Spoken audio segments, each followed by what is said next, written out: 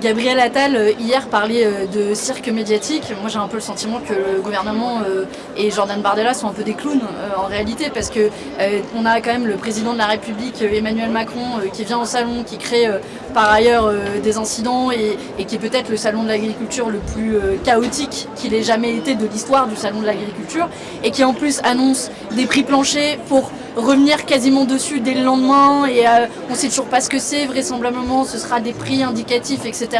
Ne pas avoir un seul mot sur la concurrence déloyale et les accords de libre-échange.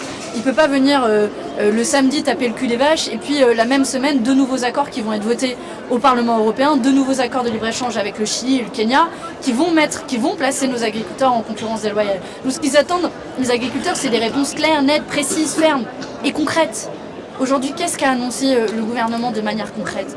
Pour une fois, il parle de prix plancher, on voit qu'il reprend notre narratif. Je lui dis, quitte à reprendre les propositions de la France Insoumise, aller jusqu'au bout, non seulement appliquez-les immédiatement, mais bloquez aussi les marges des entreprises agro-industrielles et garantissez un revenu décent à l'ensemble des agriculteurs plutôt que de les placer dans la misère. C'est-à-dire que sur le revenu, on annonce un Egalim, nouvelle mouture, un Egalim 5, je ne sais pas comment ça va s'appeler, un projet de loi sur l'agriculture. Mais finalement, le nerf de la guerre pour vous, c'est le libre-échange.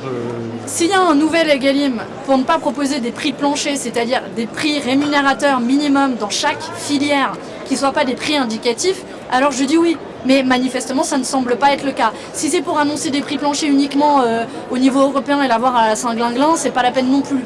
Ce qu'on veut, c'est justement une garantie de prix plancher immédiate et la fin des accords de libre-échange. Et oui, je suis surprise du fait que le gouvernement ne parle absolument pas de la concurrence déloyale, comme si finalement tout était égal par ailleurs et que la question de la production ukrainienne ou de la production néo-zélandaise qui envahit le territoire français et qui envahit et qui place nos agriculteurs face à une concurrence déloyale, comme si c'était pas une question. Alors qu'aujourd'hui c'est une question. J'ai rencontré des apiculteurs qui ont l'ensemble de leur production de miel sur les bras de 2023, précisément parce qu'ils font face à eux une concurrence qui vient d'Ukraine et de Nouvelle-Zélande et qui ne sont pas compétitifs et qui n'arrivent pas à vendre alors qu'ils auraient largement de quoi vendre au vu de la consommation de miel en France. C'est un des nombreux exemples que je peux vous donner et qui montre que manifestement le président de la République n'a rien compris à la colère agricole.